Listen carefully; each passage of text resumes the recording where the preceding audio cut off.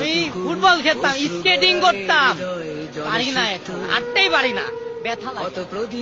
বাবা আমাকে আন্দোলনের সময় ফোন দিয়েছে, আমি বলছি আব্বু আমি বাসায় আছি, কিন্তু আমি অলরেডি মাঠে আছি।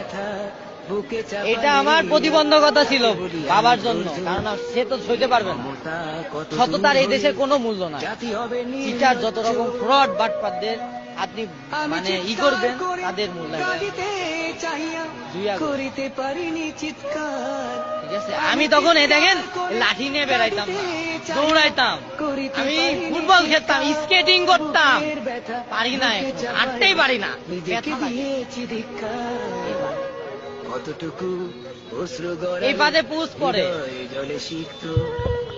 তাদেরকে বলি গত যেগুলো দিন চলে গেছে আমাদের পাশে আসে, শহীদ পরিবারের পাশে আসে, আমাদের চিকিৎসা নিশ্চিত করে।